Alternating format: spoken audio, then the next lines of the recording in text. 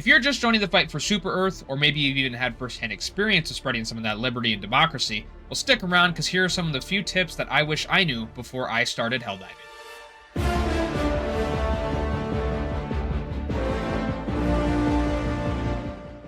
Let's start off with probably the best tip of this video, and that's going to be in your settings. Scroll down to controller or mouse and keyboard, whichever you are on. I'm personally on mouse and keyboard, and go to change bindings, and scroll down to stratagems.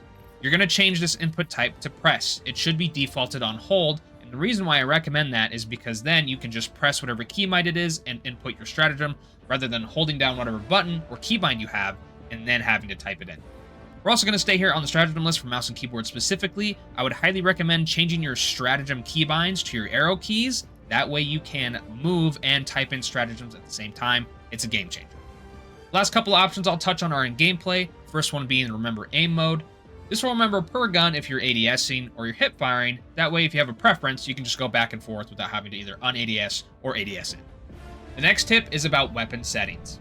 Every gun has certain settings that you can change by holding down the reload button. Now, different guns have different settings you can change. For example, the machine's gun, you can actually change the fire rate.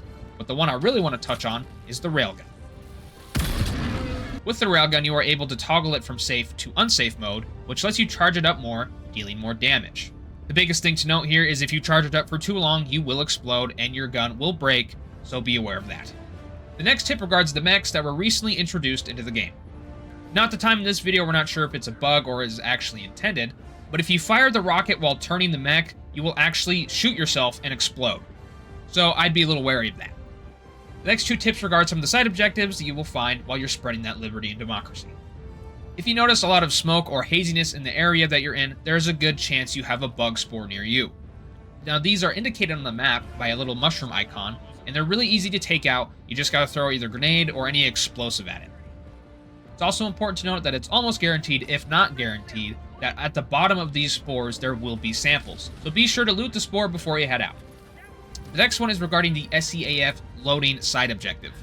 Now this side objective has you load big missiles into a cannon, and normally you're very slow while you're carrying these.